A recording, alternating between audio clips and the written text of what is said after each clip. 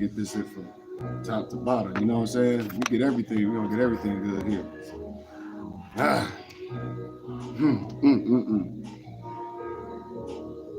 What up, though? Not even gonna go super nuts. My voice is gone, and not even shout. Like it takes a certain moment for me to go crazy. And we gonna get into it because you know what it is. It's A&T, aka Ant-Man, aka Anthony, with another episode of the N-Telligent Talk Show, giving y'all shit that I like to talk about with a little bit of intelligence. And ain't much to really talk about. It's only one subject that's we up here talking about, and that is the conclusion of the fiscal year of WWE, meaning we witnessed WrestleMania 40. And it had the potential to be one of the best WrestleManias. And dare I say, it lived up to it.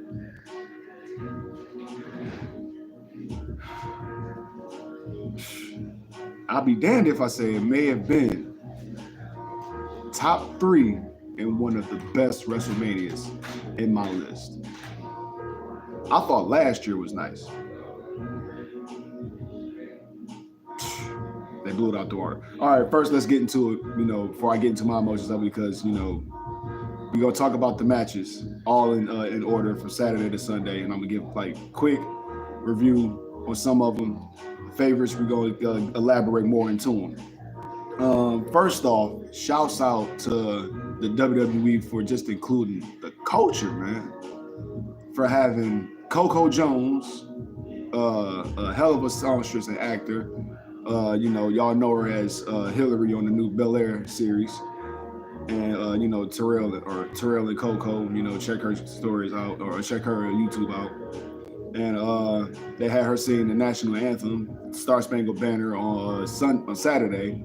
And they had the War and Treaty, somebody who I'm not even privy to, you know what I'm saying? But they were a black couples country group, and they did a God Bless America on Sunday. And they both blew it out the water. The best performance out the two goes to the War and Treaty. Because I was like, okay, they gon' you bring us in, we gon' classy and blacken the fuck it out. We gonna take them to church. War and Treaty took that God Bless America to church.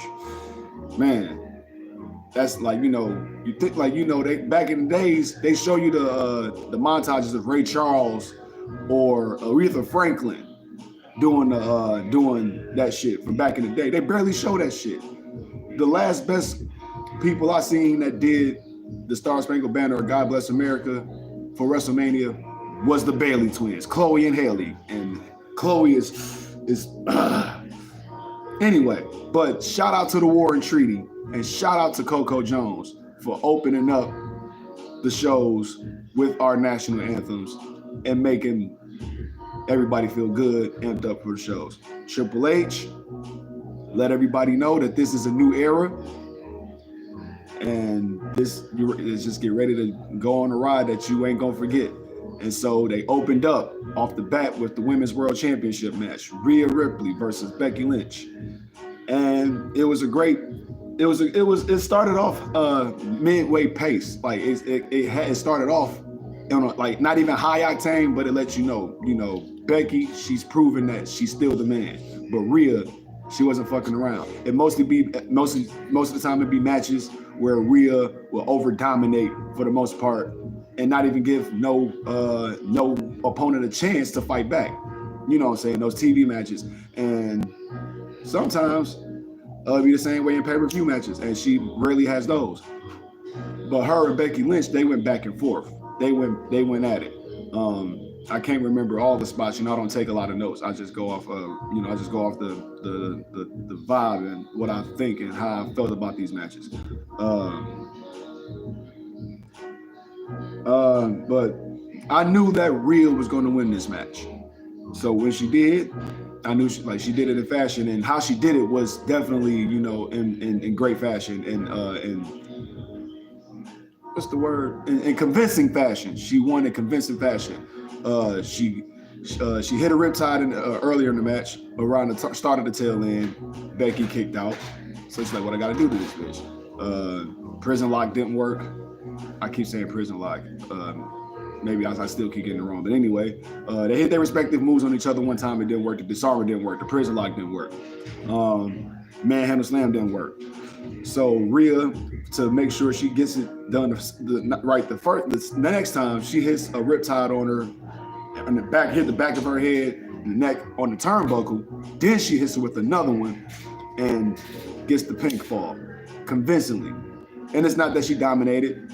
Becky put up a hell of a fight. This is the man at WrestleMania.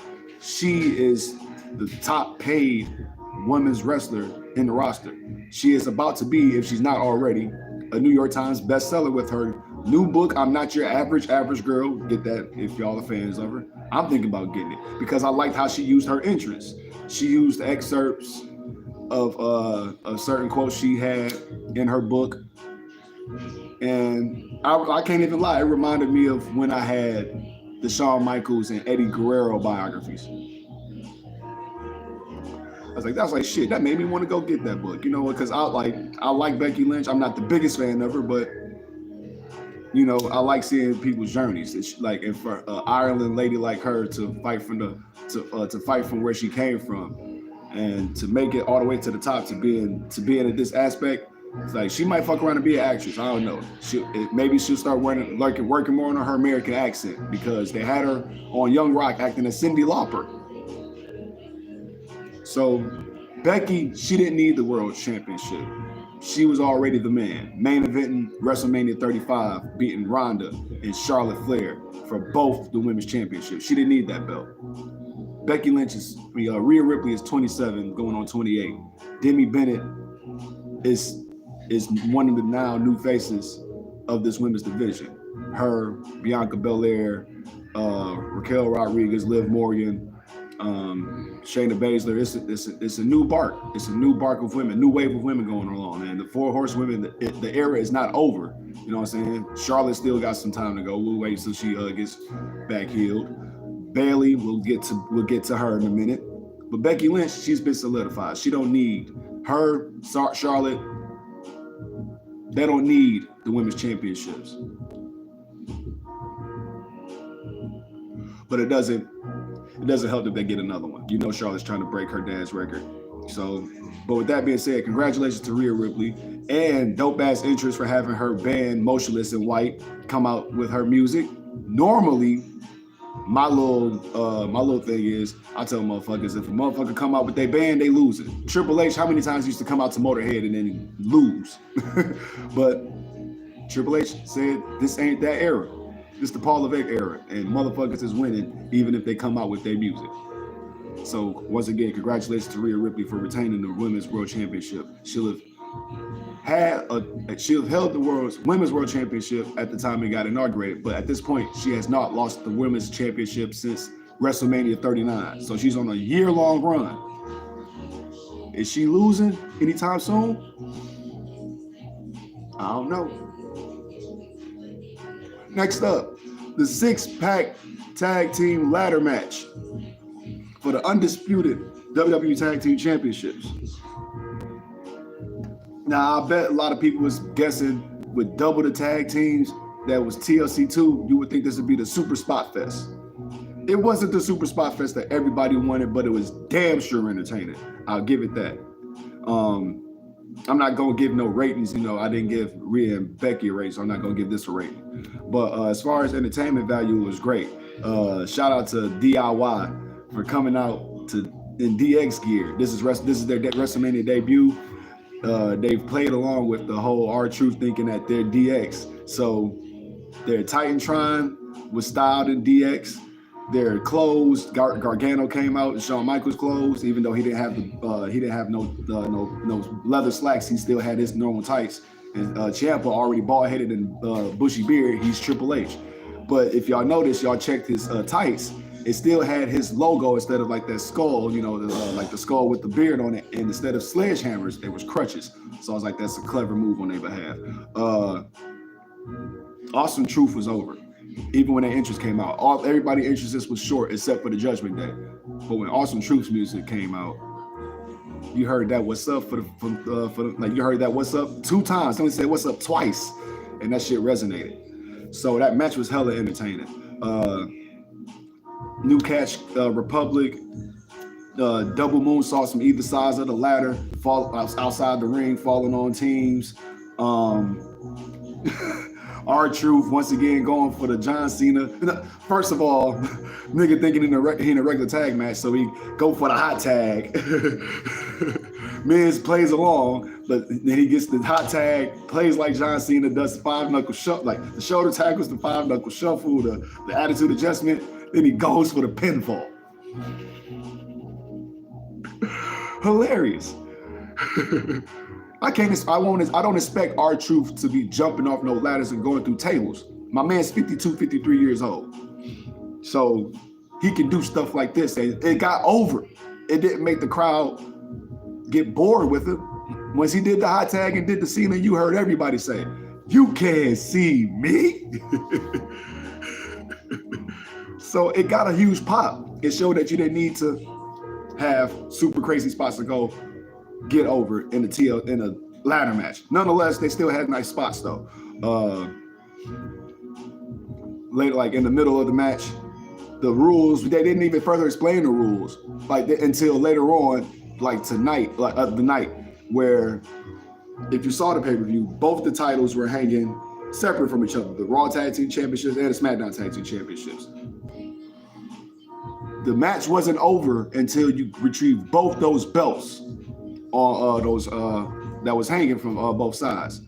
So one team can get both and remain the undisputed tag team champions, or two teams can get the belts and you can split the brands. Like once again, Raw and SmackDown tag team champions. So later on down the line, and during the match, Grayson Waller and Austin Theory, A-Town Down Under, they climb the ladders and they get the SmackDown tag team championships.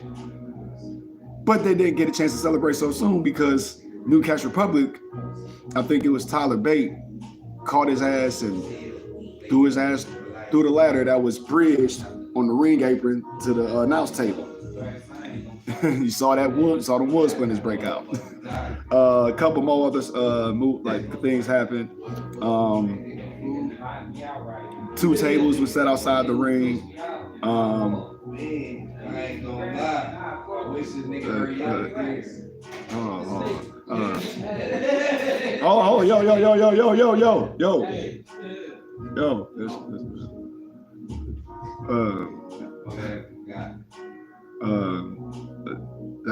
Just keep it low, man. Just off.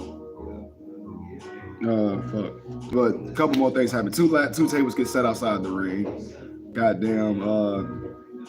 JD McDonough comes out and helps out the Judgment Day.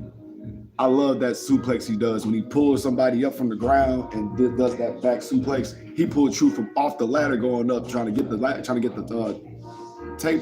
titles, and he pulls him from off the ladder and dropped him. Dope.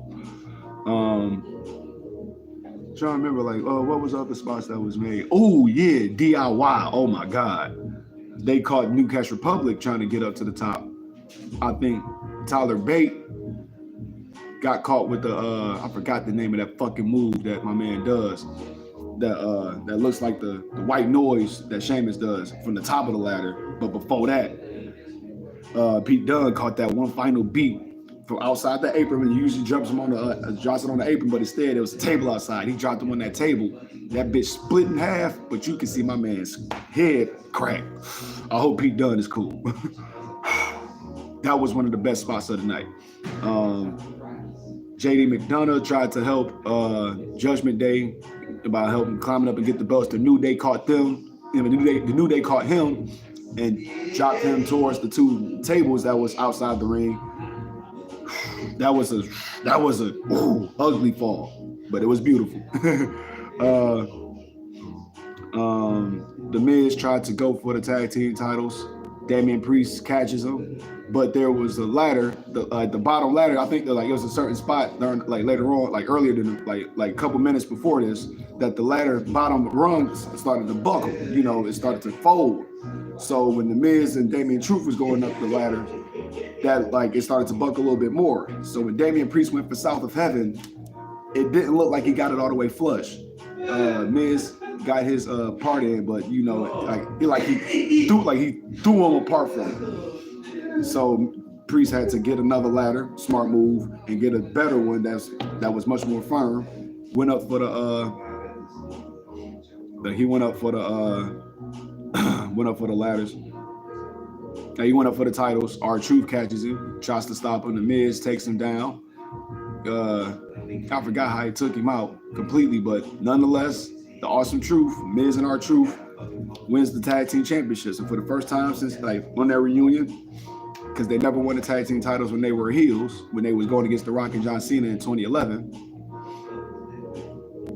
And R-Truth has never had a WrestleMania match, nor a moment. So I think WrestleMania match, I don't know. But he's never had a WrestleMania moment. This was a definite moment because he deserves it. He's deserved it. He's been one of the most entertaining superstars since forever, since he's came back to the WWE as R-Truth. Even when he was K-Quick, fucking with Road Dogg, getting rowdy. When Road Dogg had nowhere else to go and the DX faction was done in 2000, he picked up K-Quick, got him rapping with him, got him on the move. Shit didn't work out too much in WWE. He went to TNA, became the first black TNA NWA heavyweight champion. After he did his stints with there, came back to the WWE, tried to take him serious, but they realized that he was more entertaining than he was a serious dude, and it's been rolling from there. And he, doing the shit he's done with the 24/7 championship, some shit, the belt that wasn't supposed to be made shit, but he made it entertaining because of how great he was. So he deserved this moment. So I just can't wait for him to do his entrance with the Miz and all that.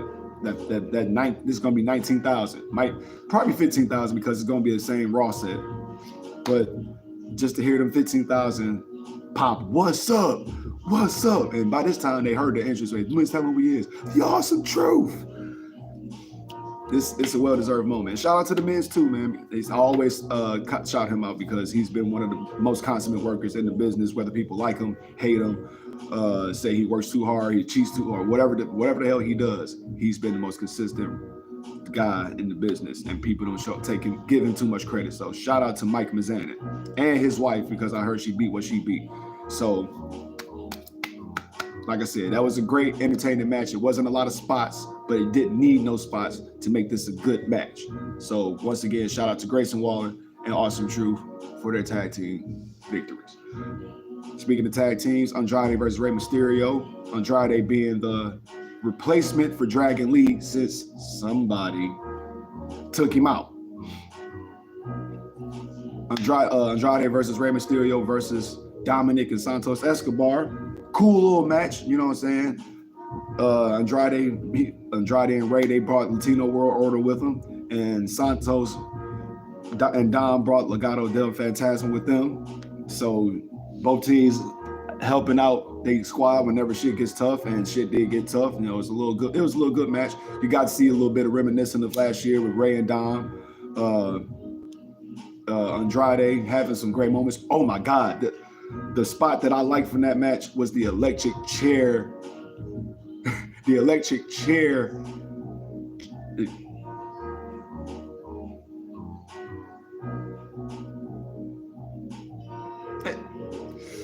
It's an electric chair flying press. I don't know, bro. Andrade had Ray on his shoulders outside the ring on the apron, and I think he's on the second turnbuckle, and they flew across from each other, turned sideways, and caught Santos and Dominic both at the same time. I'm like, oh my God, that shit was fire. So that was cold. Shit gets hectic. Legado, LWO and Legado, they go at it. I was expecting low-key a Carlito turn because Carlito wasn't looking happy. He was quick to say that Dragon Lee got turned out, and then when Andrade said that he was the replacement, he still was looking salty. So we'll see what happens on SmackDown. We'll see. However, I think Andrade and Carlito. I think Andrade, Carlito, and Selena is going to turn on the LWO. I think that's exactly what's going to happen. Anyway, Santos can't put Ray away, so he gets Dom to try to get a chair. Say fuck the ref, get a chair, take this nigga out, and then you see two big ass white boys in luchador Rey Mysterio mask take out Dominic, help take out Santos. Rey gets the pin and gets the win. And we find out that it's Lane Johnson and goddamn Jason Kelsey of the Philadelphia Eagles. It's in Philly. They won the Super Bowl, so that got a good pop. So, but I ain't even seen New Heights podcast yet, but I know he is talking about that shit to Travis. And Travis is probably saying, damn, I should have been there. George Kittle was there. George Kittle was in the audience, and he's a wrestling fan. So shout out to Jason Kelsey and Lane Johnson for putting their part in this WrestleMania. Next up, main event, Jey Uso versus Jimmy Uso. Lil Wayne comes out to a millie, sides with Jey Uso down to the ramp. I loved how excited he was when Jey Uso was doing that entrance and he saw everybody waving their hands up and down. It's on you. It's on you. And if you notice, I think that's the only night that, if Lil Wayne is there, 2 Chainz is there, Drewski is there, Lil Baby was there, Meek Mill was there, Wale was there. Most of them wasn't there in night 2. 2 Chainz and Lil Wayne, come on, welcome to College Grove. That shit is out right now, so of course they're gonna be out together. So Winnie Harlow too, with her fine Vitiligo ass. But they all came out to see and support Wayne for doing his little entry part with Jey Uso. But the match was okay. Of course, they had super duper kicks all over there. They had a super kick contest. Come on, nigga. I can eat them shits. But the match was okay. I was really expecting for Jimmy Uso to win this match. Just due off the strength of the brother-to-brother tradition. WrestleMania 10, Bret Hart versus Owen Hart. Owen beat Bret, but Bret Hart won the WWE Championship. WrestleMania 25, Matt versus Jeff. Matt beat Jeff because he was jealous that Jeff Hardy became the WWE Champion before he did. So I was expecting for Jimmy Uso to beat Jey Uso because you was going against Roman Reigns, you was about to beat my cousin, and you was about to win the IC Championship. So I'm gonna beat you to humble you before you ascend your way to the top. Because Jey Uso is looking like he may be the next World Heavyweight Champion sometime soon. And Jimmy did try some sneaky shit. He tried, after Jey was whooping his ass, Jimmy tried to block, he blocked a super kick from him and come on, I'm sorry, man, I'm sorry. Come on, and tried to extend his hand for an apology. And Jey, being his brother, I can't say that was some stupid gullible shit, but come on, man. He pulled him up, hugged him. Jimmy, back up, super kick, Uso splash, but Jey kicked out. He got more heart than him. So Jey ends up getting the spear, get the splash, gets the dub. It's just him, Oos. So I was surprised that Jey got the dub. And in this sense, it's just, I guess it's just breaking the tradition, because I do, like as I said, Jey Uso is on his way to becoming a singles champion sometime soon. If not this year, definitely next year, because the people feel him. He's one of the most passionate men on the mic. Even though I know that Jey is one of the better men on the mic, Jey is more passionate. And you can feel it through the screen. So once again, congratulations to Jey Uso. Yeet. And everybody going crazy up in Philly with Lil Wayne out there. So once again, man, yeet. Let's get to the baddies. The officially named, I guess in this point, the big 3, Bianca Belair, Naomi, and Jade Cargill defeated Damage Control. This was just an exhibition, to show that, especially for Jade Cargill, to show that, you know, this new force, we're here to take out women as a team this time. You know, Bianca, the story was that Bianca, she was trying to take down Damage Control by herself, but she couldn't. She didn't feel no sympathy for Bayley, that she broke out of Damage Control, and did not want to help Bayley take down Damage Control, but she wanted to take down Damage Control because they were still fucking with her. So Naomi came out, helped her out since she's been back at the Royal Rumble, but this is 4-on-1. So it's 4-on-2 or 4-on-2. So that's still, you know, odds. You know, the odds are, you know, in Damage Control's favor in this case. But now you got Jade Cargill, who's just signed herself to SmackDown, right, the week before WrestleMania, and she asserts her dominance in helping out Naomi and Bianca. And Nick Aldis said, "Fuck it, make them a team, put them in a match." So we got to see Jade Cargill make her debut at WrestleMania, and she showed out. It wasn't long and stretched out for her, but they showed her advanced moves. Just clearing out Damage Control, clearing out all three members. But Bianca and Naomi definitely got their moves. You know, the KOD, that full Nelson butt buster, bubble bomb out. You know, I would say. And Jay got her. They didn't even gave it a name yet, but I think it was Jaded back in the AEW. But just to see three badass black women assert their dominance in this form, my hashtag has been Vince would never. You know what I'm saying? Vince would never. So once again, man, we're looking forward to seeing what Jade Cargill can do. Her run at AEW, it could have been a lot more to be desired. She could have been on her way to being the women's champion after her TPS championship run. And Nick Khan didn't know what to do with her, and Jay said, "I'm 31. I ain't got much time, and I know what I want to do." So she made her move to the WWE.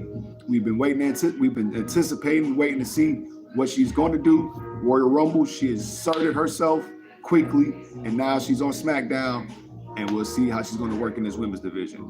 Now, when she's aligning with these black women, Naomi and Bianca Belair, will they be an official tag team as the trio? Will they be an official tag team and capture the Damage Control's Kabuki Warriors titles anytime soon? Because I was pulling for that match instead of the 3-on-3 6-woman tag. But Jay just got here, so maybe in Backlash or King and Queen of the Ring, which is in later May, Backlash is in early May, maybe we'll have her compete for women's tag team championships. Who knows? We got to build up to see what Jay is going to be capable of. Who we will we see Jade and Bianca at WrestleMania 41, or will it be Bianca versus Rhea? The draft is coming up later on this month, so the possibilities are wide open. Nonetheless, next match, Intercontinental title match. The longest reigning Intercontinental champion, Gunther, defended his title versus Sami Zayn. 666 days. You put that onto the fact that they painted this story of Sami Zayn fighting for his family, his wife and his young child, his young son. Fighting on behalf of Chad Gable, who helped train him to get ready for Gunther. And also fighting for the spirit of Kevin Owens, who is on SmackDown, but is still brothers about wrestling. So he gave him an extra battery in his back, slapped him in the face, and said, "Go get it." And this match between Sami and Gunther, what more could you expect? Sami main evented WrestleMania last year and proved that he was one of the best under-fighting wrestlers in the game. He kicked out the 1D. And when he kicked out the 1D, that nigga shot back up and then fell right back down again. I remember when he did that shit. So Sami Zayn put up a hell of a fight. He started chopping at this motherfucker at the beginning. I'm like, you don't want to play that game with this man. And eventually, he found out what the hands and feet was about. Them big boots to the face. Them stretchers, like those stretches, those submissions that'll just want to make you say, fuck this shit, man. It was a aggressive fighting from down under type match. Gunther was definitely playing Ivan Drago. But the difference between this Gunther and the Gunther prior to the other matches, he was getting too comfortable. Talking to his wife at ringside, talking shit. It was plenty of times he could have put Sami Zayn away.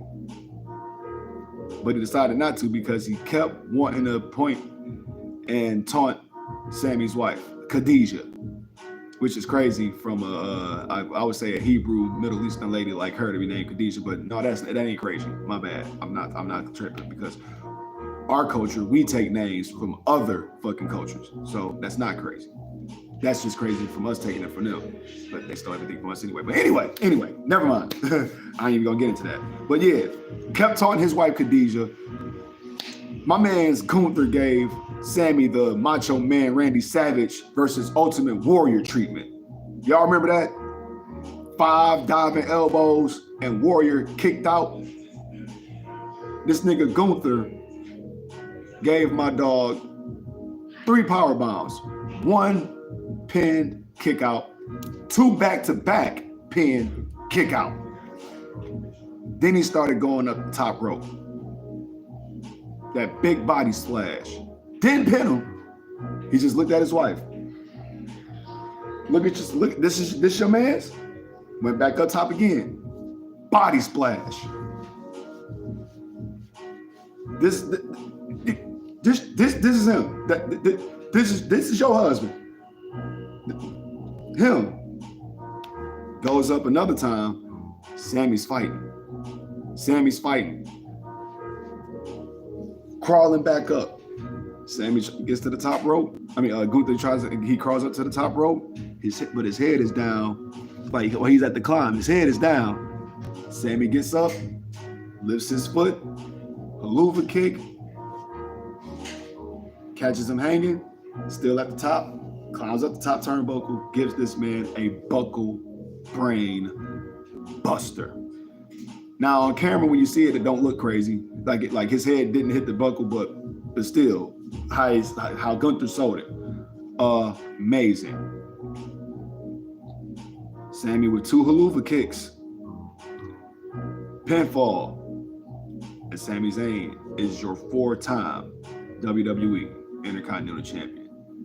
Hit the heartstrings for a lot of people because Sami Zayn has once again beat the odds. A lot of people saying it should have been Chad Gable. Sure. But I forgot to tell you, when Chad Gable told him that he didn't need Sami to come out to ringside with him, said, you got this on your own. But hey, after this match, you owe me one. Good Rocky reference. Apollo Creed and Rocky, after when Rocky versus Clubber Lang, Apollo was his trainer. And he told him, after this style, you owe me a favor.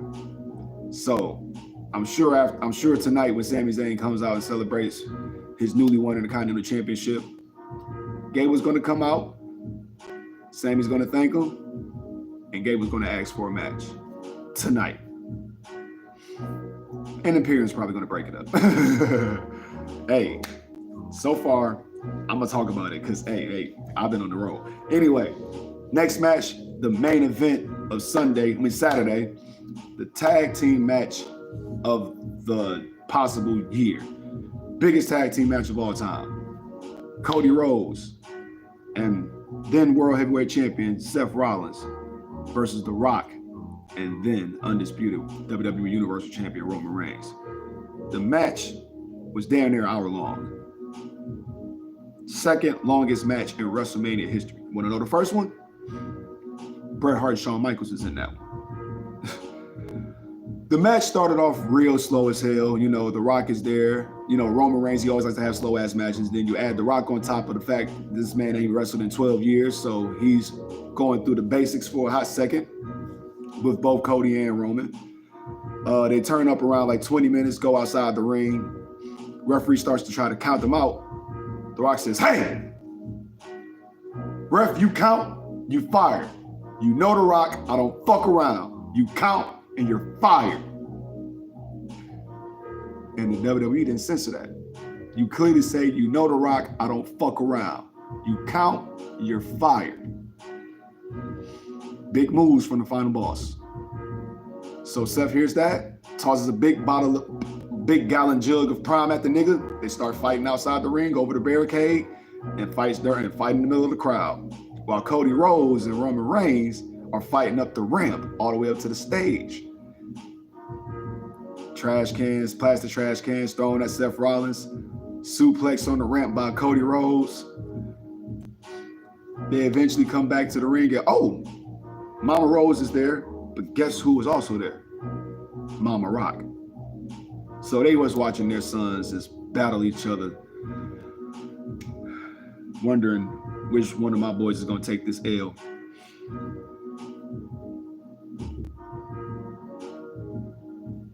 Later on down the line, shit turns up.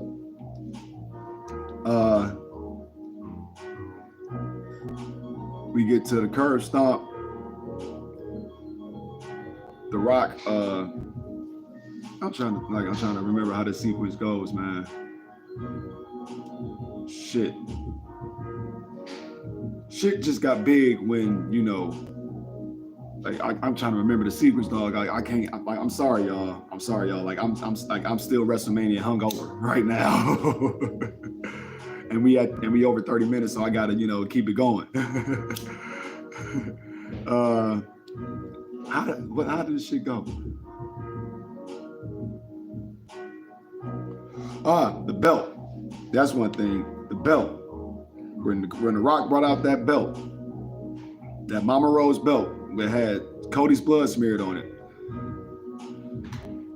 that's when shit got active. Motherfucking June. What up, man? You all right? I need to see that last hour. I got it on the computer, bro. You already know. Yeah, I need to see the last hour. Man, I'm talking about it right now. Anyway, yeah, Rock and Roman, man, I was knocked out, man. The brawls ensues into a point where they get into the tables. Zen mode. They get into the announce table. The Rock tries to go for a rock bottom. Seth Rollins holds him back, and Cody Rhodes completes his mission that he tried to do at Monday Night Raw last week, and that's rock bottom The Rock through the announce table. You saw all the celebrities with their phones out. You saw 2 Chainz and fucking and Wale and Meek Mill. Oh, y'all know y'all saw that Meek Mill one. Get up! Oh man, niggas and shit, like there wasn't a lot of shit on Meek Mill, but that was the one. Get up! When The Rock got rock bottom through that table by Cody Rhodes. Oh, another cold thing. The Rock went for the people's elbow. My man's Cody Rhodes rolled out that bitch and got a Cody cutter. The Rock sold that shit like a G, as he always does. Golden. But nonetheless, though, there's some cold moments. The Rock was about to spear Cody Rhodes. Seth Rollins saves Cody and ends up spearing The Rock. Ooh, and that's before the rock bottom, or that's before the rock bottom through the announce table. And after the rock bottom through the announce table, Seth gets speared through the barricade by Roman. Cody Rhodes tries to go for his triple cross Rhodes. When he goes for his third, he screws his back to the ropes. Mama Rose belt to the back, spear. Tagging The Rock, rock bottom, people's elbow, Bloodline wins, which means Bloodline rules at WrestleMania Sunday. And Cody was looking like the same he was at WrestleMania Sunday when Roman beat him last year. We carry on to WrestleMania Sunday to the World Heavyweight Championship. Seth freaking Rollins versus Drew McIntyre. Special commentary, CM Punk. This is a good match from the go. It started off with a big-ass Claymore kick. It was reminiscent of Sheamus and Daniel Bryan, WrestleMania 28, 18 seconds. Drew was trying to go for like 10 seconds, but Seth kicks out. They go outside the ring, tries to go for another Claymore or something. Seth hits a pedigree, but his knee is fucked up because Roman and Rock been working on that last night. And his back. My man's had his back strips back on. He didn't have them on the night before. So he hits the pedigree, but his knee's blown out. He picks up Drew, tries to go for a pin, but Drew gets right back up. Claymore! 1-2, kick out. Drew, he's trying to get to Seth, but he's still looking at CM Punk while he's at commentary. And Punk's like, nigga, why you worried about me for? Get back to Seth. So he gets back to him, gets his future shock in, gets another Claymore in, doesn't work. Tries to taunt CM Punk for a GTS, got out of that, got into a pedigree, but Seth is too blown out, so the pinfall, long stretch, he kicked out of that. I think Drew went for a third Claymore. Seth kicked out of that, and Drew is like, the fuck, man, what I gotta do? He's sitting at the corner, and Seth is like, he's barely getting up. His back's out, his knee is blew out. But Seth is getting up, like, you're gonna have to kill me to beat me. And Drew is looking at him like, you goddamn right, I gotta kill you. Fourth Claymore. 1, 2, 3. Drew McIntyre finally gets his moment and wins the world title in front of a large crowd. Something that eluded him at Clash at the Castle in 2022, at WrestleMania 37 in 2021, and something that he couldn't have the pleasure to have at WrestleMania 36, beating Brock Lesnar. So he let it sink in. He had the emotion built in him. The referee hands him the belt, grabs that belt, clutches onto it, has his hand raised, raises the belt, comes outside the ring, hands it over to his American wife that he moved to Tennessee for, who's a friend of his. And this is near the commentary table. So after he hands the belt to his wife, they touch the belt together, gives her a kiss and a hug and shit. He sees CM Punk. Decides to walk over to the announce table and talk shit. Talk shit while he's on top of the announce table, hunched down, putting the belt in his face. Punk's not bothered. He has his arm brace on because he was injured by Drew McIntyre at the Royal Rumble, which is why CM Punk could not compete against Seth Rollins, or have a chance to compete against Seth Rollins for the world title this year. So he's putting the belt in his face, talking that shit. He gets up, hits him with the fucking suck it crotch chop, and that's when Punk got pissed off. He said, all right, fuck this nigga. Catches him standing up, sweeps his ass off the announce table, takes off his protective arm brace, mops him in the face with it, kicks him a little bit more, and he told him he could kiss that championship goodbye. And in the snap of a second, Judgment Day's music pops on. Judgment Day's music pops up. Damian Priest sprints down to the ring with his Send Your Money in the Bank briefcase, mops Drew in the face with it before CM Punk gets another kick in. And when he mopped him in the head with it, that bitch flew out his hands. But he picked that bitch back up, handed it over to the ref, told him he cashing it in. Tosses Drew in the ring. One south of heaven, one pinfall, and we have got a new world heavyweight champion in less than 5 minutes. All you had to do, Drew, was shut the fuck up. That's all you had to do. You was talking all your shit when he wasn't around and when he was around on Raw and shit. But all you had to do was just kiss your wife, go to the back, and drink some champagne and be done with it. And then tweet about it later. You had the nerve. You, Drew McIntyre, the chosen one from Vince McMahon, to talk shit to the first proclaimed Paul Heyman guy.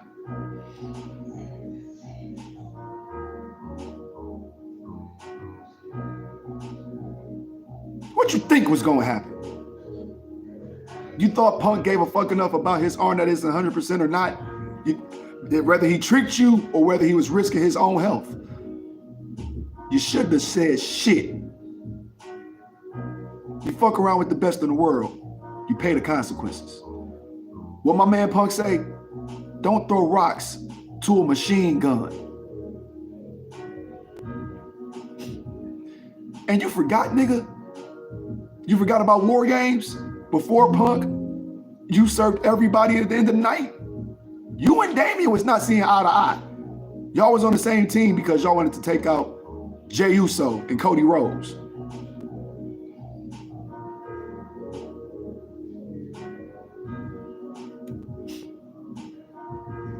I thought you were smarter than that, Drew. But you never had a Money in the Bank briefcase. So your dumb ass fucked around and found out. Don't fuck with the best in the world. He's home.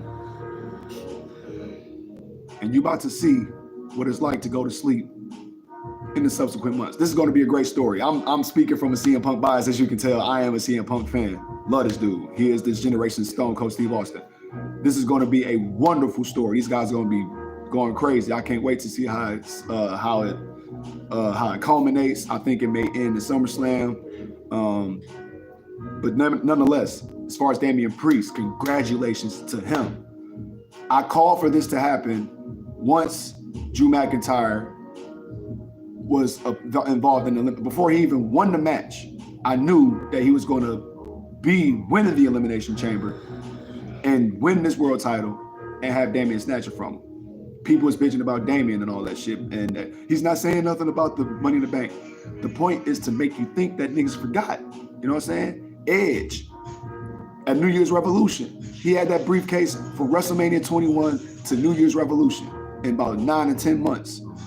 He was defended, like Damian Priest lost the tag team championships. He still had the briefcase. Make you think that he ain't worried about it. He told y'all a couple weeks ago, he said this WrestleMania was way too important for us, not only as a group, but as individuals.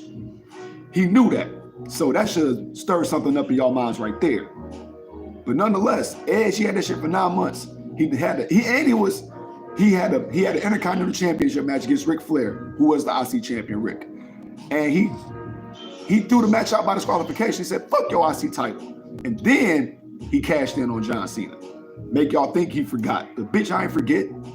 Drew McIntyre, he holds that bitch in his hands almost every time he has a match. So he knew he had it. He was just waiting for the perfect moment. And that was the perfect moment to fuck around with CM Punk. But Damian Priest, I was a fan of his though. I've been pulling for him since he was in NXT. When he was the Archer and had that crazy entrance. When he was like, dude, like you see he still has like Scott Hall, Razor Ramon, Outsiders vibes with his attire. So I always like the dude. He's an agile big guy. You know, those like his spinning round kicks. I like his movesets, and he's damn near 7 foot. And he's been able to show that like this now is the time. Now is the time, and like you know, he had some great matches. I got In Your House 2019 or 2020 when he faced Finn Balor when Finn Balor came back to NXT to help put dudes like Damian Priest over. So you see why they became the champions. Put 2 and 2 together. But nonetheless, man, congratulations to Damian Priest. He didn't even win the NXT championship when he was there. But this is a great moment for him, man. I'm proud of him. Congratulations. The Judgment Day is officially on top. They may not have all the belts, but they got the belts that matter. Rhea Ripley is your defending and retaining World Heavyweight Women's Champion. And Damian Priest is now your World Heavyweight Champion. So now, officially, the Judgment Day runs Raw. Next up, 6-man tag Philly street fight with surprise special referee Bubba Ray Dudley and surprise special guest commentator Snoop Dogg. It was a fun little match. Snoop made it even more fun with his antics because, you know, they ain't telling him to say shit. Like, you know, just can't cuss too much or whatever. But Snoop was just being Snoop on commentary, man. That shit was just fun. The match was brought to you by Gin and Juice. Officially, they got a drink out, Dre and Snoop. Put that missionary album out. Please, stop fucking. Come on, man. Mixing and mastering. Anyway, the match was cool for the most part. They had some couple of fun spots. Bubba Ray being the referee, he counted a 2 call with Karrion Kross trying to pin Bobby or one of the members of the Pride, and he got mad that he counted 2, and he tried to push him. Karrion Kross forgot the 3 fucking rules or the 3 commandments: thou shalt not steal, thou shalt not kill, and thou shalt not fuck with the Dudleys. Once he shoved him, he put his Dudley boy glasses on, and it got wilder from there. He helped Bobby Lashley and the Street Profits do the what's up and helped them get the tables. The first table botched on Karrion, so they tossed that one out and got another one similar to Damian Priest and his ladder. You know what I'm saying? So they won after a big frog splash from Montez Ford that's 20 fucking feet high from off the turnbuckle, and they won their match. It was a cool little thing. Singles match: LA Knight versus AJ Styles. LA Knight's debut, coronation of him being one of the top stars, since people was clamoring for him to be at WrestleMania last year. You know, after the angle with Bray Wyatt, rest in peace, they tried to do something for him and it didn't work out. So people was pulling for him to be at WrestleMania last year and he didn't make it. Shot his way up to the top around Money in the Bank, and he's been one of the top stars ever since. The storyline between him and AJ Styles evolving from what I think back in Crown Jewel, AJ Styles got injured. LA Knight got his shot. Of course, he lost. But AJ Styles comes back. He beats up LA Knight because you took my spot from me. They had a fatal 4-way match. They was grudging a bit between each other around that time of the match. Elimination Chamber comes around. LA Knight is involved in that Elimination Chamber that Drew McIntyre won. AJ Styles wasn't. LA Knight was on his way to getting a couple of pins and getting an elimination or a W. AJ Styles comes in out of nowhere from America to Australia and costs him his shot at getting the world title. So that's what it's all happened. So it's been an on-site rivalry. AJ is trying to hide from the nigga. LA Knight finds him at his home, beats him up to the point where he don't give a fuck about getting arrested. Hides as a cameraman. Just those things, like, nigga, I'm smart and I know. Like, AJ's just jealous of him because he feels like he talks too much. He needs to be humble. Like, this is what I do. I'm a trash talking son of a bitch, and I whoop your ass too. And there was a decent match. This is just basically a good coronation of LA Knight becoming a top star. So I give it as much as that. AJ Styles is always one of the best workers in and out of WWE. His 8th WrestleMania appearance. So at the age as he's been in, I think I heard him say that, you know, his time is coming short. So I'm just looking forward to seeing how the rest of his career is going to work with him aging up. But AJ Styles is one of our best workers, and him putting LA Knight over is a good deal for him. Bright future is looking even more brighter for LA Knight. World title, WWE title, who knows? Mid-card championship first, who knows? We'll see where he goes on the draft. I think he might actually go to Raw. Gunther, I think he's going to go to SmackDown. United States Championship triple threat match. Logan Paul versus Kevin Owens versus Randy Orton. Fun little match. KO and Randy Orton was a team for the most part since the Royal Rumble, because they was also part of that fatal 4-way. Roman, AJ, LA, Randy. And of course, Roman retained. KO and Randy became a little bit of a team during that time. They kind of helped teamed up in the Elimination Chamber. And that's what led to Logan Paul was also a part of the Elimination Chamber too. He's using brass knuckles. Randy Orton popped out of nowhere, popped him with an RKO, took him out the match. And when Orton was about to beat Drew McIntyre, Logan Paul asserts himself back in the match illegally, knocks out Randy Orton, and that's how Drew got the W to go to WrestleMania to face Seth Rollins. So Logan and KO and Randy was going at Logan for a minute. They've been teaming up. Basically, we'll get to each other when we get to each other, but right now we're getting at Logan. So Logan was been hiding, trying to dodge these motherfuckers, not getting a title match with them. Nick Aldis makes the match. So Logan, he gets Grayson Waller and Austin Theory as associates to try to help detain them away from him. They're smarter than the average boo-boos. KO and Randy Orton has been two of the most ultimate bad guys since they came along. We already know what bald-headed Randy Orton is about. We know what Kevin Owens has been about. The whole Kevin Owens and Sami Zayn rivalry. Randy Orton, what he's done with John Cena and Triple H, and the whole pun and head shit. We know what these two resumes are about. So these guys are they're baby faces now, but they play like heels. So they teamed up as these collectively anti-hero baby faces, and was outsmarting Logan Paul in certain areas. But this was WrestleMania was the night where Logan Paul outsmarted them all. Kevin Owens and Logan Paul, Kevin and Randy, they definitely was going at Logan for a hot second, but eventually, it wasn't even at the point where it was a betrayal. It was, but it wasn't. Ultimate bad guys. Randy Orton, he is a viper. They had Logan Paul out and down and out. Randy, out of his nature, tried to go for a RKO on KO. And Randy and KO was like, nigga, wait, yo, what? Hey, man. So eventually they started going at it, just out the sport and for the belt. So it eventually does turn into a real triple threat match instead of a glorified handicap match, how JR would call it. And the match was going exciting a little bit, back and forth action between all three of these dudes. Logan Paul did some amazing shit. He did a frog splash. No, he did Kevin Owens, either or. Randy Orton and Kevin Owens is laying across in ready for aerial move position. So Logan Paul, he does a swanton after he dodges and reverses KO's swanton. He does a swanton of his own on Randy Orton and then rolls over into a standing frog splash on the next person. Amazing, man.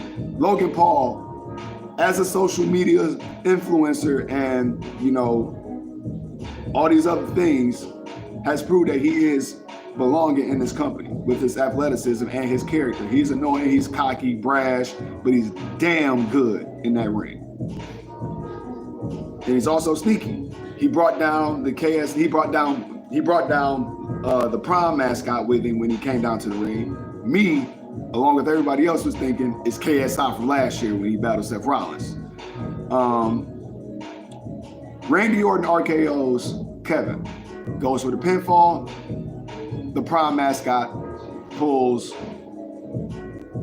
I think, one of the two out the ring, or the referee or something. But he breaks up the pinfall. Randy Orton's like, what the fuck? The Prime mascot takes the space off, and it's not KSI. It's Speed. I Show Speed. I'm not even too familiar with him. I thought it was one of the niggas from Coulda Been Records. He looked like the nigga that always want to fight motherfuckers on the Coulda Been Records series from Drewski. Since Drewski was there, I was trying to connect the dots. But no, my homie Lonzy said, I Show Speed. So it was him. It was Doggy Bone. This nigga barking in Randy Orton's face, shoving him and shit. This nigga like, nigga, what? He real life kicked the shit out that nigga in his Prime mascot suit, pulled the suit off of him, put him on the announce table. RKO's the nigga through the announce table.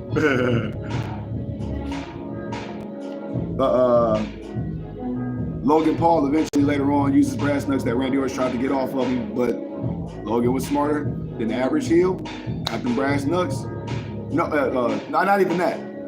Afterwards, he got a huge. That wasn't even a frog splash. That nigga did the, when the cheerleaders do the split jump, you touch your toes, kind of like what Randy Orton did when he hit the RKO on Mark Henry.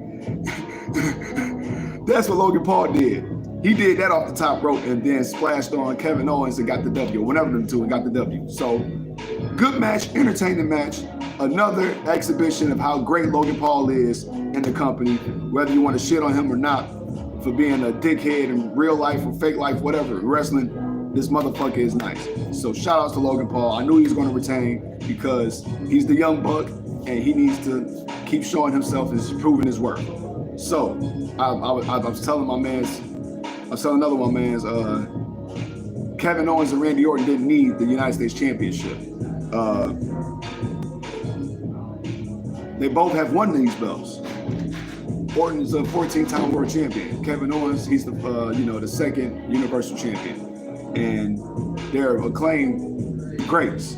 KO might want it more than Randy Orton, and I bet you he'll take that belt more than the Intercontinental belt because I've heard him say that he don't want to win the IC belt no more because his reign as IC champion, those days combined, is the same amount of days as Owen Hart, and he don't want to surpass that. So he might win the United States Championship, and I'm betting it's going to be at SummerSlam one-on-one with Logan Paul in Cleveland, which is his hometown.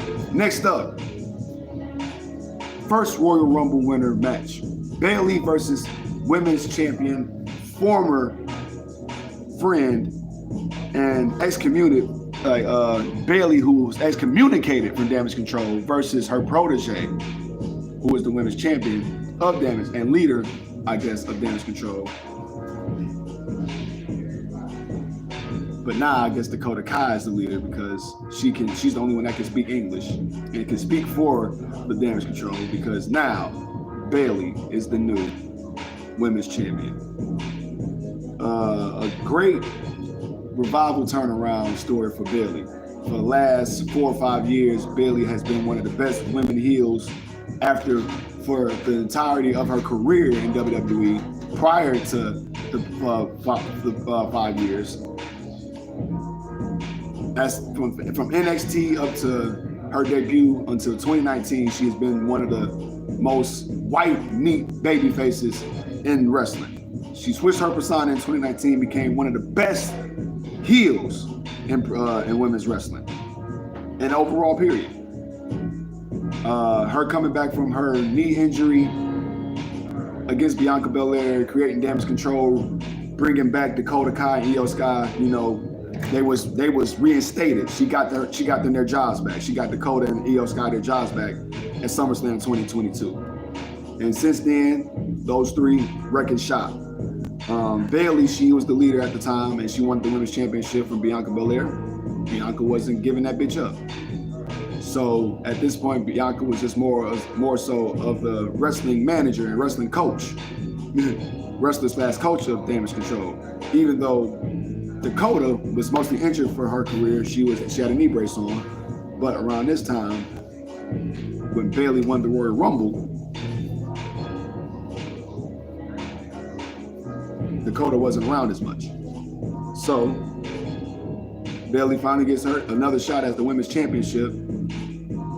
But at this time, Damage Control has been seeing success without Bayley. Io Sky missed Money in the Bank, cashed in at SummerSlam on Bianca, became the Women's Champion, and has held on to it since. The Kabuki Warriors being added on to the team by Io Sky, winning the Tag Team Champions, which rubbed Bayley a little bit the wrong way because they were starting to excommunicate themselves from her, not wanting her in their matches. But when Bayley won the Royal Rumble, she was envisioning that Damage Control can rule as a whole and have Bayley go against Rhea Ripley. But she noticed how she was being treated by Damage Control and mainly Io Sky now that she became the champion. And once she started speaking Japanese to her, Io Sky said, "Fuck it, she's up. She caught the gig. The gig is up. The gig is up." And they disbanded her from They disbanded her from Damage Control, and Bayley decided to go for the Women's Championship. Bayley's been by herself for the most part. I just told you prior, now that we got the big three fending off Damage Control, not for the sake of Bayley, but for the sake of Damage Control just being some bitches, Bayley had a chance to go one-on-one. And even Damage Control, when Io Sky came out, they let Io Sky come out by herself. Great one-on-one match. You could tell that Bayley was definitely, like, she was like, the story since she became the Royal Rumble winner was the slow but eventual babyface turn that everybody wanted to wait for, because she was such a great babyface, a great heel, that, you know, we may not get the hugger anymore, but we're getting the role model. And she was the role model when she became the heel, but she was a dick. But now that she's been disbanded and she's been humbled, now she's going to be a real role model. But she ain't got to hug nobody though. Nonetheless, it was a great fight from under match. Bayley did Bayley took everything that she could from Io Sky, and with all her might, she got that rose plant and won the Women's Championship. The underdog of the Four Horsewomen finally got her ultimate WrestleMania moment. She retained her championship at WrestleMania 33 in a fatal four-way match against Nia Jax, Charlotte Flair, and Sasha Banks. But even at that time, they was pushing her for her to be the top chick, but it didn't feel that glamorous. It didn't feel as great as this moment. And this moment was a solidifying moment, a reassurance moment for Bayley that, yes, she still got a lot more to prove in the women's division. And her getting back to the top as the women's champion, it's just a certification that, yeah, I'm still a fucking horse. I'm still one of the baddest horsewomen in the game. She is Grand Slam Bayley, the first to get everything out the women's division. NXT Women's Championship, first women's tag team champion, Raw tag team champion, SmackDown women's champion. Raw women's champion, SmackDown women's champion. Miss Money in the Bank. She's done it all. Now the only championship she may have left to get to further complete this Grand Slam thing is the Women's World Championship. But now she's got her moment, and you can hear, like, one of the best moments I liked about that match was the crowd. Normally in like certain countries outside the US, you would hear this certain sing-song chant that the crowd would have Bayley go on. But tonight or last night, they was all for it, singing it like halfway, like throughout damn near the entirety of this match. And that was a feel-good moment. You could tell that they was behind Bayley. And they definitely gave her the big pop and the cheer that she deserved when she beat Io Sky and became the new women's champion. And then, hour and 7 minutes in, right? And then, I predicted this for the jump. At WrestleMania 10, Bret Hart, let me take it back. At WrestleMania 9, Bret Hart got shafted out of his WWE Championship match against Yokozuna and had to watch Hulk Hogan snatch his moment from him and get another Hogan end in that Mania. But at WrestleMania 10, after losing to his brother Owen, he got his moment at Madison Square Garden and defeated Yokozuna and becoming the WWE Championship for the first time. Lex Luger was looking a little cocky, but all the superstars hoisted him up on his shoulders as he celebrated his victory. WrestleMania 20 in the same venue at the Garden, Chris Benoit, who at this point in time has never won the World Heavyweight Championship. Yeah, he won it in WCW, sold out, but that wasn't shit. It was faulty. It was to keep him in WCW. But right after he won that belt, he went straight to WWE and continued the quest to be a real world champion. And at WrestleMania 20, he beat two of the best men that the business had to offer, Shawn Michaels and Triple H in a triple threat match. A classic triple threat match and won the World Heavyweight Championship. And the crowd popped amazingly. Cried his eyes out. Eddie Guerrero hugging him. Confetti falling out the sky. Him hoisting his belt in the air. Beautiful moment. For a man who's been one of the greatest technical wrestlers and never have won the World Championship. Daniel Bryan, a man who was known as a B-plus player who wasn't even seen as a main eventer, who got 18 seconds shafted at him, who got his 18 seconds shafted by Sheamus at WrestleMania 28 with the World Heavyweight Championship on the line. He was originally supposed to go against Sheamus again at WrestleMania 30. After all that he went through at SummerSlam and a Night of Champions and a Hell in a Cell, trying to be the WWE champion, they was going to put him against Sheamus. But CM Punk got tired of the bullshit, tired of the bodily tear and abuse and the politic abuse. So he left the WWE after the Royal Rumble. And they felt the grumble in the air that they knew if Punk wasn't going to be around, and they knew Daniel Bryan wasn't going to get anything. Triple H and Daniel Bryan drew up a plan. They switched plans up.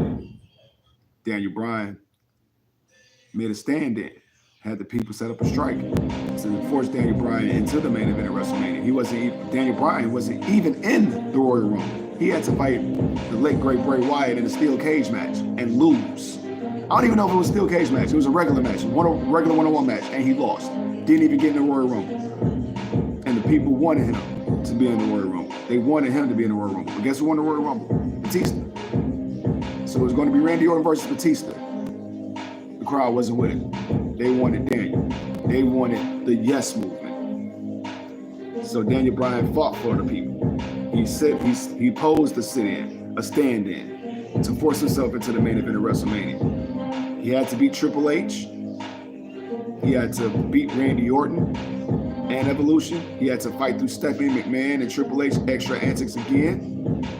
So through Evolution and through the Authority, he beat the odds. Main event at WrestleMania 30 and became the WWE World Heavyweight Champion with 2 belts in his hand, hoisting him up in New Orleans in what was called to this day the Miracle in Barber Street. One of the best feel-good moments in WrestleMania history to end off that show. Last night, we got to witness all of that rolled into one, involved in this story. I didn't talk too much about it, but I'm gonna just wrap it all up. I'm gonna try to do this in less than 5 minutes, but I doubt it. Cody Rhodes won the Royal Rumble in 2024. We talked about this at the prior to the press conference, and we didn't talk about that too much in the last podcast, but Cody tried to push the goalposts and not challenge the undisputed WWE Universal Champion Roman Reigns at WrestleMania. Instead, he threw The Rock at him. The Rock shook his hand, whispered in his ear, "Let's make WrestleMania great." And Roman and Rock squared off as if it was going to be them two at WrestleMania. So at the press conference, they was trying to set it up as if it would be them two for the undisputed WWE Universal Championship, and then Cody said, "Hold up, fuck that, this bullshit. I won the Royal Rumble. I get to pick who I want to face, and I'm picking you, Roman. I'm not going against Seth." Roman tries to mouth him out of it. So Cody said, "Man, y'all family be ashamed. Your grandfathers be ashamed of y'all trying to muscle and politic y'all ways into this match that the people wanted." The people once they noticed it was going to be The Rock versus Roman Reigns, after Cody said he was going to push his goalposts and not face Roman at Mania, hashtags through the roof. We want Cody. So Cody said, "Fuck that. I'm giving the people what they want. Roman, I want you at WrestleMania. Like I said, Roman tries to badmouth him. Cody said, man, fuck that. Y'all politicking your way into this shit. If y'all grandfathers are here, they'd be ashamed of it. The Rock said, hold up. Now you talk about his grandfather? That's my great cousin. You talk about my grandfather, that's his great cousin. So you talking about us? You talking about our bloodline? Now we got a problem. Slaps the shit out of Cody Rhodes. Seth Rollins jumps in and like, yo, what the fuck? You can't just be doing that shit. I don't give a fuck if you are board member of TKO, which is over UFC and the WWE. You can't just boss your ass around and think you can just do what you want to do. The Rock immediately said, fuck this shit. Cody needs to straighten this shit out before I do it. So Cody Rhodes has a problem with The Rock now, as he's challenging Roman Reigns. Cody Rhodes wants to face The Rock and Roman Reigns. Seth said, hold up, bro. You ain't got to do this by yourself. I helped create this monster that is the Tribal Chief by smacking him upside the back in June 2004 and breaking up our shield. So if you want to kill this monster, I got your back. So it became a tag team match, as we all know. And The Rock and Roman lost. The Rock and Roman won. So, Bloodline Rules match, anything goes. Anything goes. No holds barred, basically. But this is a good drawn out match. A little bit quicker pace than it was the last main event, with the tag match. This one was about, I guess, 35 to 40 minutes long. But shit got lit once Cody was trying to get to his 3 crossroads. Once he was starting to get to the first, then he hit the second. Jimmy comes in, super kicks Cody. Tries to help out Roman and getting him up. Yeet takes out no Yeet. Super kicks him all the way up. They fight up at the ramp. Super kicks Jimmy and then tackles him off the ramp through some tables. So Jimmy and Jay are out. Cody and Roman fight back. Cody goes for the triple crossroads. As soon as he tries to go for the 3rd crossroad, reminiscent of WrestleMania 39, Solo spikes Cody. Roman goes for the spear, but Cody kicks out. Solo's pissed. Our tribal prince is pissed. Punching the shit out of Cody. Roman, get up, fuck him up, finish this nigga. Roman's like, I know. So they didn't do this to Cody. They did it to Jimmy and Jay though. The Samoan Spike Spear combo. Brutal. Cody kicked out. Now Solo and Roman is pissed. Or vice versa, Roman and Solo is pissed, kicking the ropes. What the fuck? How are we gonna take this nigga out? And then you hear them trumpets. I hear some trumpets back there in my in the background, but not them trumpets. Y'all don't gonna hear them. But John Cena's music plays. We ain't seen him since Crown Jewel, when Solo Samoan spiked his ass out the WWE.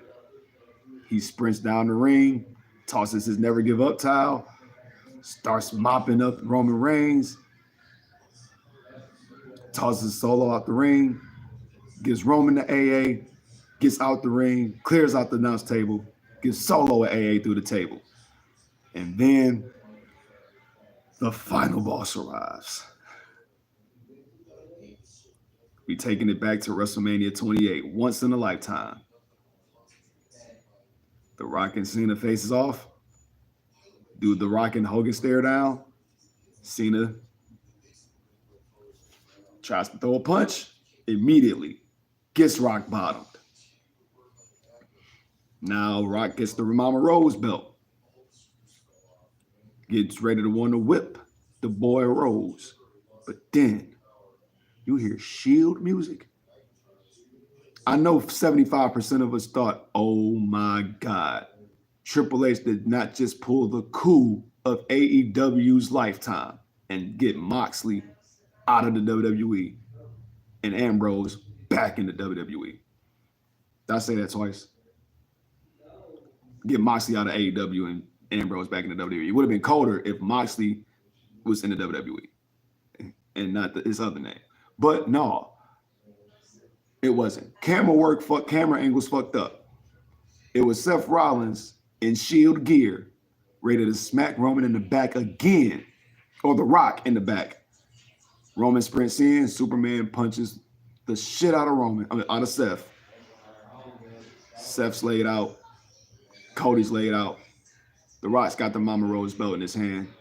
Once again, ready to start whipping Cody. But then you hear that gong.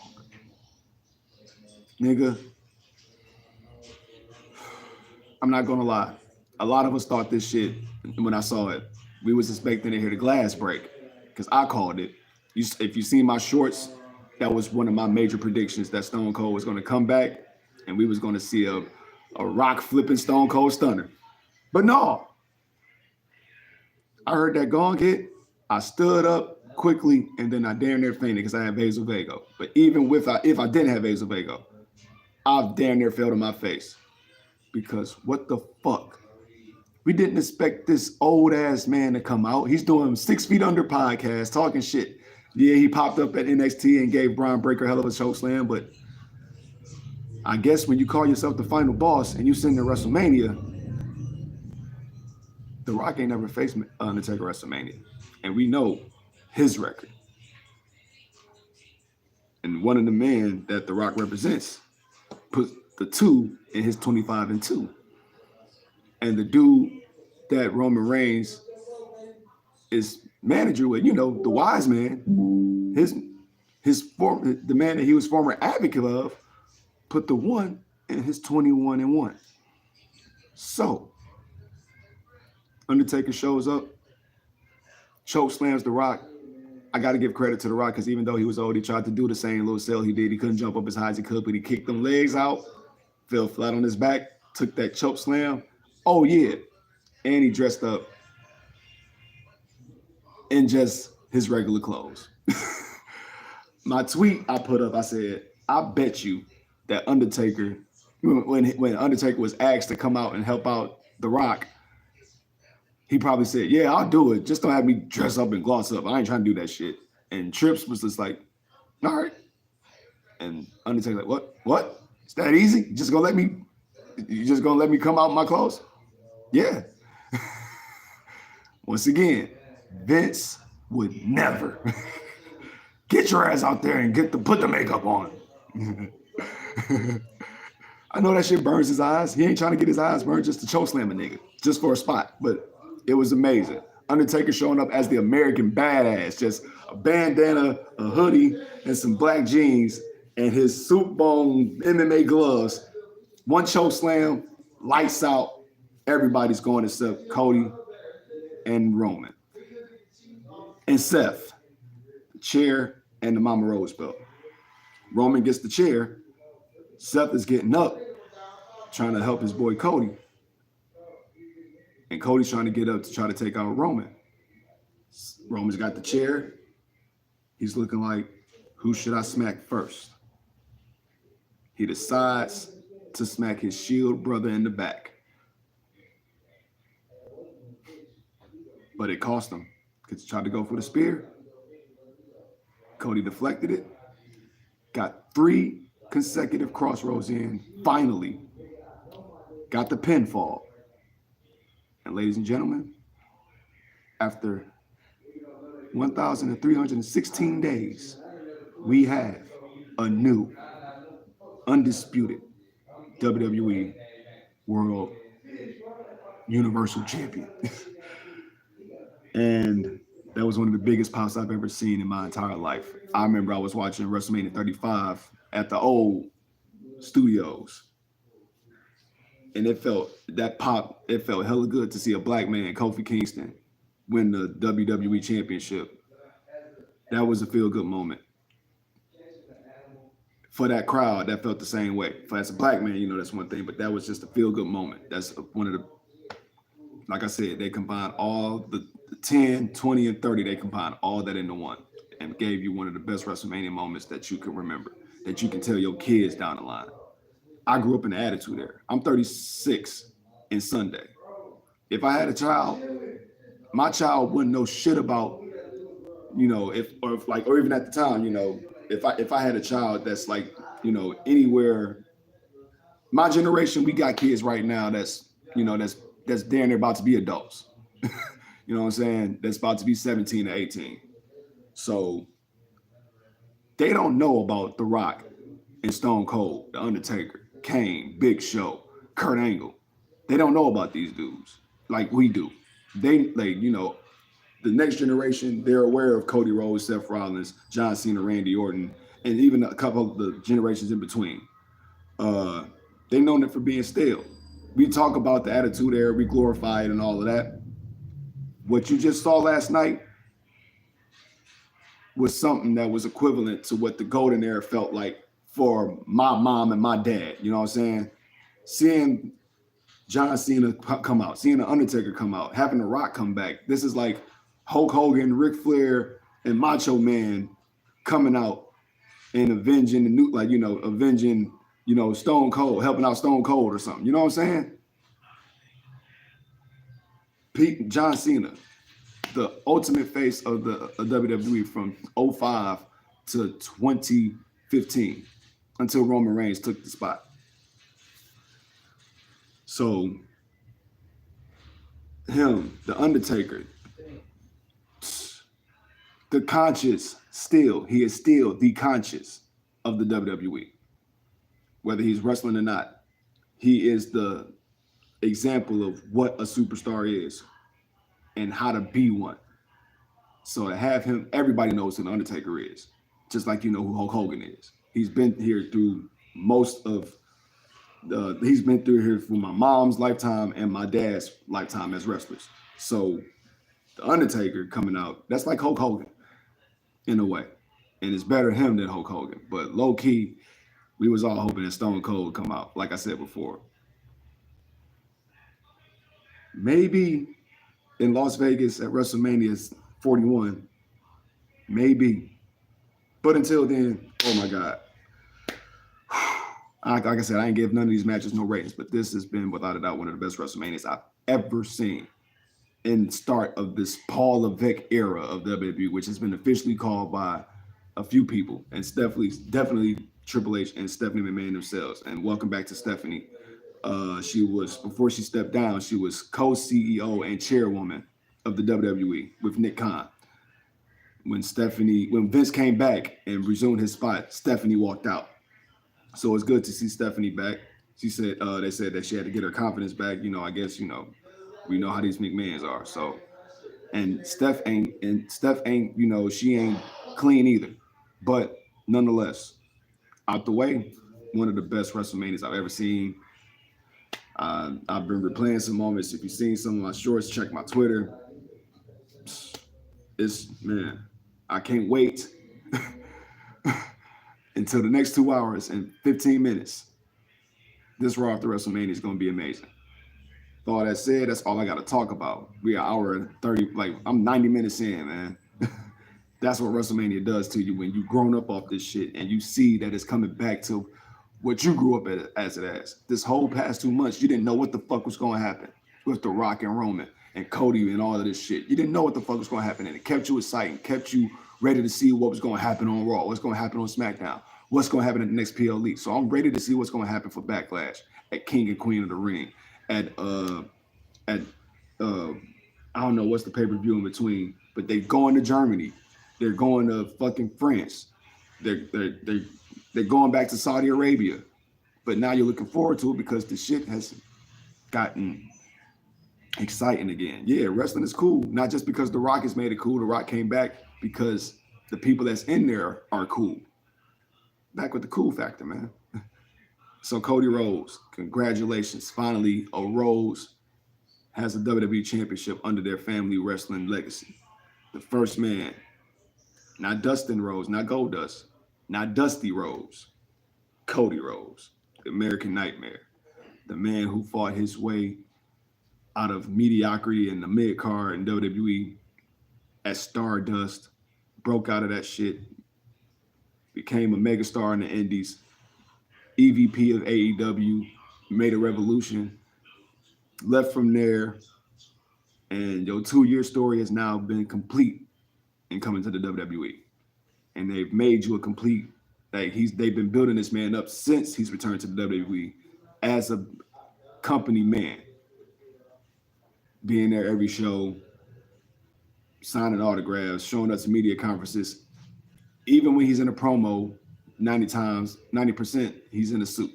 So this man has definitely made to be the face of this company. You've seen it, you hear it, and now we're about to see how proven he is. So once again, congratulations to the grandson of a plumber, the American Nightmare, and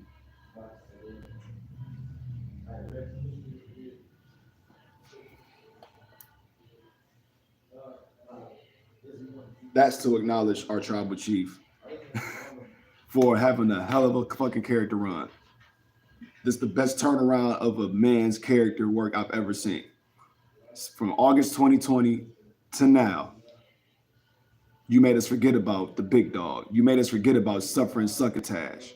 You made us forget about that Royal Rumble flub in 2015. You made us forget about those dumbass matches between you and Brock after the first one, after the heist of the century. This whole bloodline story, this whole tribal chief thing, the head of the table, has made this man a bona fide legend. For him to be top 4 in one of the longest reigns in WWE history puts him definitely in your Mount Rushmore of best of all time. He may not be in mine, but he's definitely earned the right to be top 5 heel in wrestling. Top 5. Put him up there with Triple H. Put him up there with Ric Flair. Put him up there with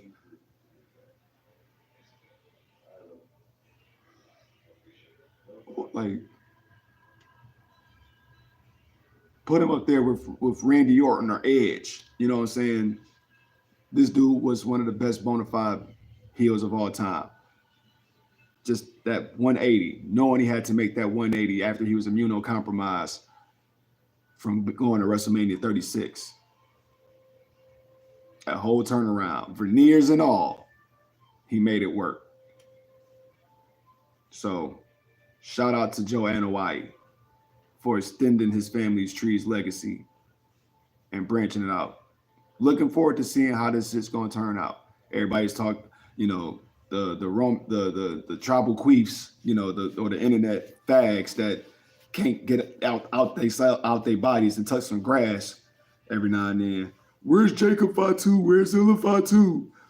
Help him save Cody. Help him save Roman. Fuck his story. They're coming, but right now, it needs to happen without the belt. And I told motherfuckers a while ago, with Roman Reigns and The Rock square off, Rock is going to win, and it won't be for no belt. It's about who's the best. Got to remember, The Rock has beat all of the Mount Rushmore wrestlers at WrestleMania. Hulk Hogan, Stone Cold, and John Cena. Now that Roman Reigns is in that Mount Rushmore, because there's a lot of heads in wrestling's Mount Rushmores, Roman Reigns has now got to get knocked off at WrestleMania. Las Vegas, get ready, because that shit is going to be live. Nonetheless, it's close to 6, 2 hours away from Raw. I'm about to go ahead and calm this voice down. I'm out this bitch like newborn puppies, man. Enjoy y'all week, enjoy y'all day. I know I'm about to enjoy my week. I'm about to be 36 in a couple of days. Oh yeah, before I forget, if anybody's watching, if you live in Detroit, I'm gonna put the link in my description. Come to Mount Clemens. Buy some tickets, because we still got a couple tickets left. It's a Black Mafia Battle League's still outside battle event. It's gonna be cold as hell, man. Be in Mount Clemens, Michigan with it. Look at this dude, man. Just gonna have the craziest. Everybody like this nigga's just gonna have his cameo. This the Ant-Man, man. The best, the undeniable, undefeatable, most knowledgeable. Listen to him. Buy whatever he say. Buy our tickets to the Black Mafia Battle League event still outside. Calico versus Reed Dollars. Bill Collector versus Tay-Rock. Clean Paper versus T-Rex. Yoshi G, I forgot who our opponent is going to be. I'm sorry. Geechee Gotti versus Joey Linwood. O Solo versus Black Fonz. It's going down, man. Get your tickets. I'm not going to tell you how much they cost because it don't matter. It's my birthday that day. Motherfuckers show up. Bring your asses to this event because this is the second event of Black Mafia Battle League. The first one that Calico will be headlining in. And it's on my birthday, nigga. So if it's my birthday, he gonna show out. That's right. Still outside. Mount Clemens, Michigan. I will have the link in the description for all the details. Just be there. That's all I ask you. I know there ain't a lot of people watching my shit. I just want one person to pop up and say, I watch your podcast, man. I showed up for your podcast, man. Happy birthday. Here's a couple of dollars. Here's some buzz, something. You know what I'm saying? Show a nigga some love. Still outside. April 14th, this Sunday. I have the link in the description. Nonetheless, I'm out this bitch like newborn puppies. WrestleMania 40 was sick. I'll probably be back next week to give y'all a recap on Still Outside. Matter of fact, ain't no problem. I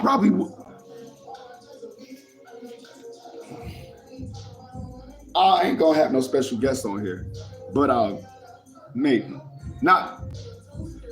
y'all a recap of Still Outside after Still Outside is over with. So with that being the case, I'll see somebody there. Somebody that watches this shit better be there. Enjoy y'all shit. All right. Peace.